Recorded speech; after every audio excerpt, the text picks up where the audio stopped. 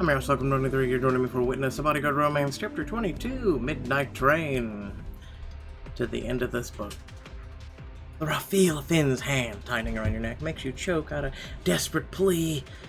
You don't have to do this. Of course I do. This day has been coming for a long time. Following Finn's gaze, you notice that Cassian has jumped out of the fishing boat and started inching towards you. Stop. Don't come any closer, I'll make sure she suffers before she dies. Cassian stills, holding up his hands in surrender. Finn, this is between us. Let Nami go and we can talk. Cassian.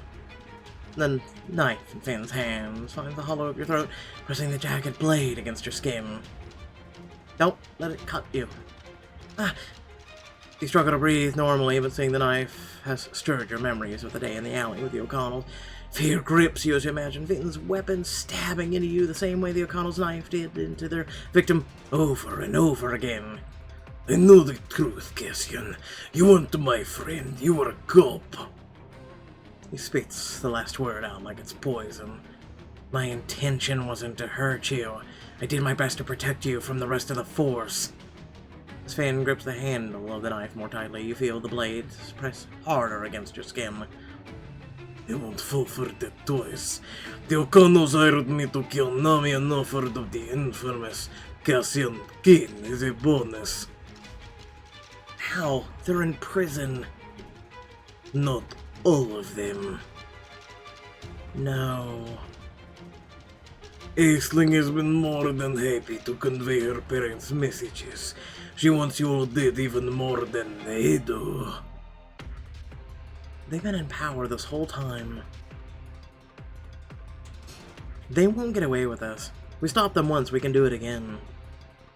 Once we present our new evidence at the patrol hearing, they'll be transferred to Supermax. It'll be a lot harder to pass their secret messages in there. When Cassian is sure your eyes are locked on him, he makes a subtle gesture for you to use self-defense move he taught you. He holds his hands up to his side, and counting down for when you should strike, while speaking to Finn to distract him. Hey, I can still be your friend, Finn. Like Donovan wanted us to be. It was stupid to trust you. You should have known you'd betray me like your brother. What are you talking about? The confusion in Cassian's voice causes him to freeze slightly before resuming his countdown with his fingers. Donovan was a traitor. He chose you and your family over his duty to the mob, so he had to die. You told me you never saw his killer. I didn't. Because it was me. Cassian's hand has just formed the number 1 as the words leave Finn's mouth. Remember the way Cassian taught you to break free of an attacker, you drive your heel into Finn's foot. Ugh! If he had been holding the knife actually against your throat, this would never happen. Finn releases you instantly, his arm dropping to grab his injured ankle somehow, as you break away unharmed. I'm nobody's prisoner. Roaring, Finn lunges for Cassian, his knife glinting in the sunlight. But Cassian is still frozen in shock from Finn's revelation. Oh, good job, Mr. U.S. Marshal. Cassian, move! When he doesn't respond, you grab one of the fishing poles dangling from the boat and swing it as hard as you can. Don't you dare touch him. Smash Finn in the head. Ooh! The sound of hard metal on the handle smacking Finn's head echoes over the water long after his body crumples in the shallows. Grab Cassian's arm and yank him towards the shore. Cassian, please, we have to go. Those thugs from the farm may not be far from behind. He loosens enough to allow you to lead him, but the horrified expression remains etched on his face. On the other side of the house, you see a battered old motorcycle hidden beside some overgrown wildflowers. There, that must be Finn's. Before climbing onto the bike, you catch Cassian taking one last look at his childhood home and follow his gaze.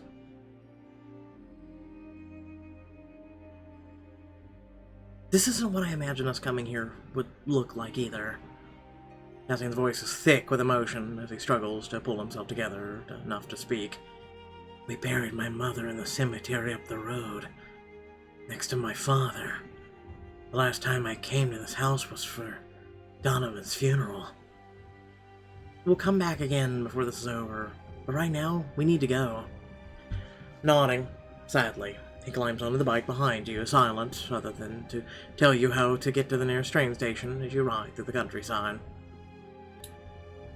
Later, after ditching the motorcycle at a pub a couple of blocks from the train station, you rejoin Cassian on a crowded platform.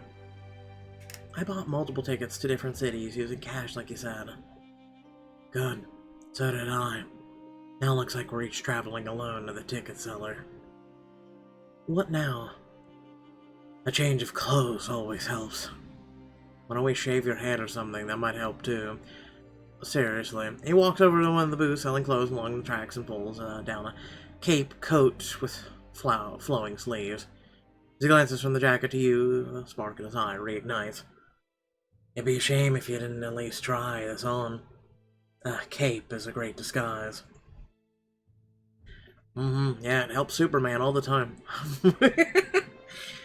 I suppose I can do that. It's hard to say no to a fashionable way of flying under the radar. Pun intended. It's really more of a capelet. You slip into the booth's circular curtain dressing room and quickly change. By golly gee willikers, Sherlock, we're on to something. Well, yes, we are, Wilson. Come, Wilson. Stepping out from behind the curtain, you show off your new outfit. So what's the verdict? You look like you're ready for Hogwarts. His eyes travel from the belt, clinching your waist down to the lace-up boots. All those ties are giving me ideas. Dirty ones, I hope. Extremely. It'd be a crime to speak them in public. Those are the best kinds. After Cassian has changed into a different set of clothing, the two of you board one of the sleeper trains. I know this isn't ideal, but it won't be so bad. Trains are a nice way to travel. He went from Grandpa Moses to his normal self. Really under disguise there, Cassian. We've got the whole compartment to ourselves, and we can pull out the beds to get some rest. You want to rest? We almost died. No way I'll be able to relax. Spending time with a knife to my throat doesn't put me in a calm state of mind. It's the last thing I can think about doing right now, too. Leaning back against one of the seats, you feel something digging into you and yank out a laminated menu. Apparently the train serves hot meals, and looking at this has made me realize I'm extremely hungry. Well, sometimes the best thing to do in a situation like this is to have one of your favorite comfort foods. Is hiding out on trains a hobby of yours? Because this is hardly familiar territory to me. No, but we both know how to pass time while undercover. Cassian plucks out the menu from his own seat. And ordering half the food on here is a good way to distract ourselves. So I have a question. Is the food paid for, or do you have to pay for it when you get it? I ask these things because I've never been on a train. I've never really traveled since I was a baby. Okay, let's do it. I would eat almost anything right now. Wicked. I say we start with a bunch of these appetizers. He points to the top of the menu. Yes, we have to order some of the crab legs. Don't tell me your go-to comfort food is crab. Or lobster, sometimes clam chowder if I'm really feeling down. I was going to tease you for having an expensive taste, but now I realize it's just your Boston blood. New Englanders know how to do seafood. I grew up eating the best. There's the shameless pride about how it's somehow charming on you. No point in being modest when you know I'm right. I'd still take fish and chips over a fancy lobster dinner any day. I'd take teriyaki salmon, thank you very much. Is that what you're ordering? Actually, I'm getting us some stew. After pressing a button for service, Cassian puts in your order. It's not long before a tiny cart filled with steaming plates is delivered to your compartment. Everything looks surprisingly good. Reach for a hot crab leg and crack it open.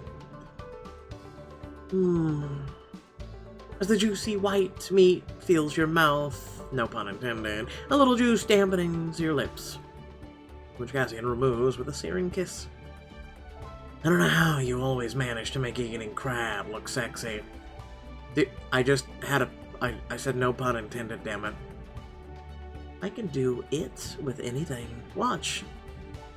Leaning over Cassian, you steal his spoon to scoop up a bite of stew. Hey, I call foul play. Stew, savory. The dark, thick broth coat your tongue, and tender seasoned beef mixed with chunks of fresh potato, savory onions melts in your mouth. And not in your hand. Oh my god, that's amazing. Now you see why real comfort foods are supposed to be hearty. They warm you up from the inside. Oh Jesus, so many puns in this book. Either that or my mind's just invertedly in the gutter. I'm not convinced. Let me give it another taste.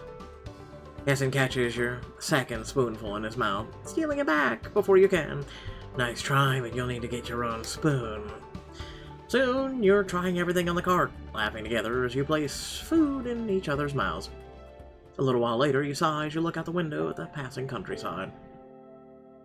How long do you think it'll take him to find us? Finn won't. Don't pretend everything is gonna be okay. We've been through too much together for that. You don't feel safe with me anymore, do you? I promised to always protect you, and yet today, I watched you be held hostage while I was helpless to save you. I failed you. Cassian, that's not true. I don't love you because I think you're some epic warrior protector. Well, when you say it like that, it sounds ridiculous. The only thing I want from you is you. That's all I want too. Seeing you safe here with me is more than enough. But you proposed, which means you do want more. I can't handle the mixed messages you're sending me. Honey, listen. We need to not talk about you or him sending mixed messages when the guy's been on a straight line this entire time. You miss, I'm going to jump off this boat and walk to the shore underwater as if you're an Aquaman. No, that doesn't make any sense. Let me be clear, I want to be with you, whatever that looks like. I'm sorry for earlier today, our fight. I wasn't trying to rush you into making a decision. Work things out with Cassian. Pew chicka wow wow! And I never meant to blow up on you like that. Otherwise, if we didn't make up with Cassian, she'd probably jump out the window. Screw this ship! Honestly, I'm used to it by now. I'm trying to apologize here. Don't make me take it back. Too late. You already admitted it. You playfully swat at his arm, and he catches your fingers to plant his lips on your knuckles. You're right, though. We've never talked about marriage. And that conversation should have happened at some point before I proposed. Commitment doesn't come naturally to me, especially if I feel like it threatens my freedom. I don't want you to ever feel like you aren't in control of your own life. I'm not afraid to admit I'm a control freak. You're pretty great at being in charge, so I don't mind. But I suppose being equal partners is more fair. We can ease into it.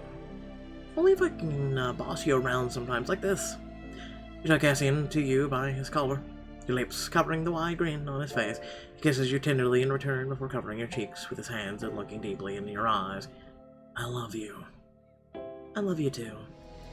The rush of anger towards Cassian from this morning transfers into a burning desire that's even more passionate than your rage.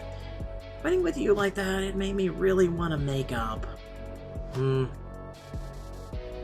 What did you have in mind? What? Listen, earlier, when I said Mount Chicka Wow Wow, I wasn't kidding. Mount Chicka Wow Wow, you know it. It's literally all this book is. Cringy, like, worse than Days of Our Lives smut. It involves converting these seats into beds. I'm in wanting to test them out. Taking hold of seats on the opposite side, you and Cassian fold them out into double beds. They seem comfy. I only care if they're durable. With fire racing through your blood, you tug Cassian to you, your mouths meeting halfway to a fierce embrace. His kiss is lava, his breath smokes as you grip him, scratching and clawing at every part you can find. All I need is you. Your fingers paw at his shirt and pants, unbuttoning and unbuckling each ounce of fabric, keeping your skin from touching his. I have a question. This entire time, have we been using condoms and birth control, or... He responds in kind, tearing your clothes off your body like they're made of paper. I want you so damn bad. Christ, Nami, it's like you're trying to drive me crazy. Is it working? Listen, it's usually when they say hot is crazy. Yeah. Here's a hint. Cassian picks you up and gently passes you onto the bed, positioning himself over you. A hungry look in his eyes as he stares down at him as you makes your breath catch. What now? You tell me. Screw me like you mean it. Ah, yes, dirty talk. God, there's nothing I'd rather prove. Sliding his hands beneath you to grip your ass, Cassian lifts you up in his arms, letting your chest press against his. He clasps your arms tightly around his neck as he carries you over to the window, which is about 6 inches away. Don't worry, it feels sturdy. Grinning, Cassian presses your bare back against the glass, its cool surface contrasting against the heat radiating from you. Cassian holds your legs to keep you up, pressing his pelvis forward, connecting your bodies in a singular, smooth motion. His strong hands stay firmly planted on your skin, steadying you as you drive your weight against him. Oh God. As you rotate your hips, you feel him massaging the parts of you normally out of reach. The strength of his muscular arms keeps your legs spread wide, allowing unrestricted access. Yes. Raise your hands above your head, pressing against the window frame, using the leverage to increase the speed and power of your movements. Cassian matches your tempo, pushing any further as he clutches you tighter. Tell me you're mine. I'm yours. Prove it. The glass fogs and squeaks against your back as his feverish touch pushes deeper and harder and more urgent into you. As your passion for each other grows more frantic, the white-hot pressure inside of you screams for release. I'm all yours, now show me you're mine. Should I beg for it? If you don't, I will. For a long, drawn-out moment, his body teases yours, causing the tension to increase to an unimaginable height. You can barely think beyond your craving, all you know is that you need him right now. Please, Cassian. Reaching out, you take your nails into his shoulders, tugging him further, showing him exactly how you want him. Matches the rhythm, allowing you to arch your back against the window as the heat rushes out of you, crashing into him like a tidal wave. Your limbs are tangled together, your heart beats in time, and your breath escapes in ragged gasp. Squeezing him tightly, you feel the scratches on his skin where you marked him as yours, the same way he marked you as his, and smiles. How exactly did he mark you? Sometime later, the morning light of a new day filters in through the window, telling you that you slept through the whole night. But it's not the bright glare that awoke you, it's the sound of Cassian screaming. No, stop! Cassian? Oh no, let me guess. It's something about, him having a nightmare about you or Donovan. One of the two. Anyway, without further ado, thanks for watching. Please remember to like, share, and subscribe. Head down description below, links to social media, Discord if you'd like to support me and my content. Without further ado, thanks for watching. Catch you all later. Peace.